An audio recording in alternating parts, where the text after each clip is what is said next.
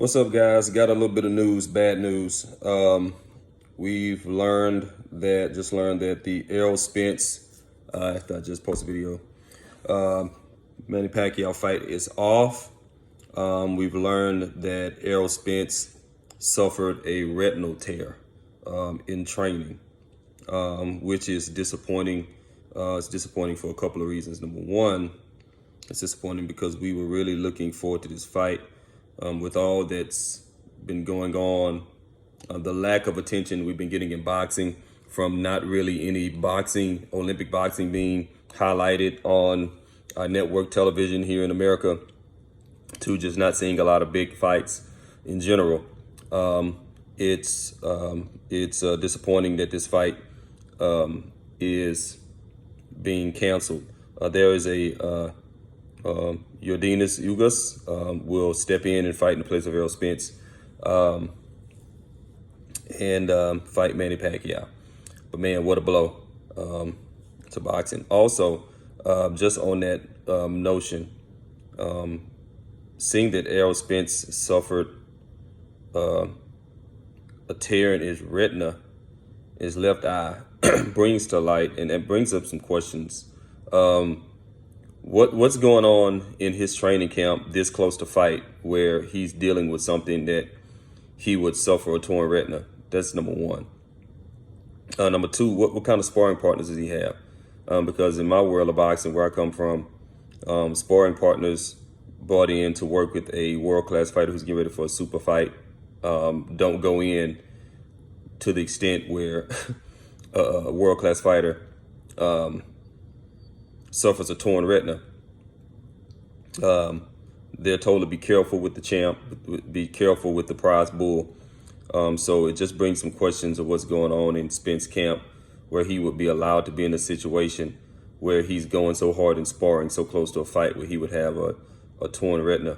That and just on the subject of sparring, it's commonplace nowadays for videos to go viral or just be put up in general on boxing pages of a sparring session that, gets completely out of control. Sparring sessions where where you see one guy hit another guy, just knock him out cold and just walk off, or guys getting out of control. People have to get in the ring and break up. I don't know what's going on with boxing these days, but back where I come from, sparring sessions were controlled. Sparring sessions, it was known that, everyday sparring sessions, if you're not getting ready, if you're not a world-class fighter, get ready for a championship fight with paid sparring partners that you're paying them to beat them up. Because let's be clear, I've worked in sparring sessions with guys like Thomas Tate, other world-class fighters, and even as an amateur fighter, when they were getting ready for a big fight, they give you the business. And in some cases, in a lot of cases, because some champions and some world-class fighters go so hard on their sparring partners when they're getting close to a fight, they get amped up, they get worked up. They have to bring in paid sparring partners who are paid to get in there and work with the champ. And they know they're going to take beat downs. So they have to get in there and give the champ some work, but not too much work where the champ gets hurt or injured. Well, I see a lot of videos today of just people in the gyms just beating the crap out of each other. Guys just not pulling punches, sparring sessions. I was a 6 foot tall lightweight with a laser Thomas Hitman Hearns-esque right hand. And there were many times in the gym when I was sparring, the trainer, whoever I was getting ready to spar, would look over to the other side of the ring at my trainer and would tell my trainer, "Hey, could you please tell him to hold that right hand?" My right hand was a mother. And so a lot of sparring sessions I got in there and I was one-handed, or, had to throw my right hand real light because if I hit you with that son of a gun, it could be some problems.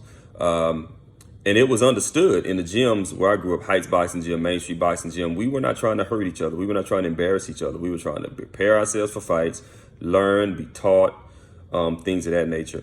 But I see, this generation, I see fighters in the gym just, sparring sessions, and know none of these guys. So, none of them's getting ready for just a big super fight. Just going in, trying to clown one another, trying to knock somebody out, trying to hurt somebody, and it's just, it's crazy. There's so many different ways boxing needs to be reeled in.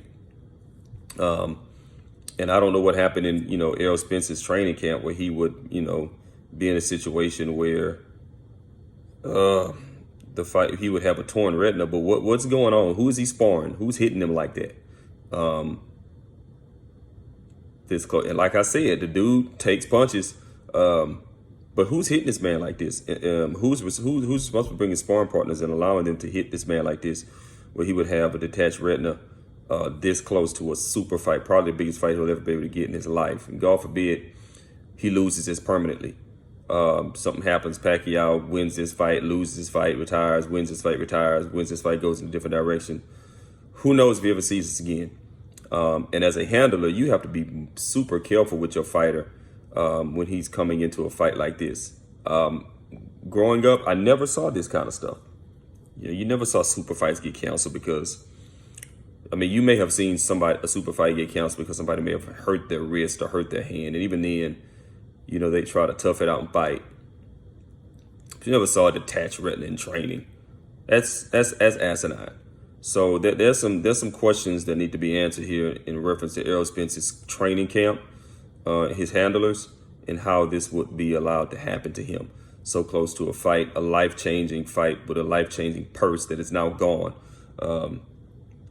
So there needs to be some questions, and just in boxing in general, and trainers and boxing trainers and handlers who are in the game now, who are in gyms and who handle fighters, who watch fighters. Make sure a sparring session stays a sparring session and it doesn't turn out into a street fight. Too many times, again, I reiterate, I see sparring sessions. Some people, post sparring sessions where they think they're posting something special, but they're really posting an atrocity. A fighter, maybe sparring a lesser fighter and trying to hurt the kid, or knock him down, knock him out.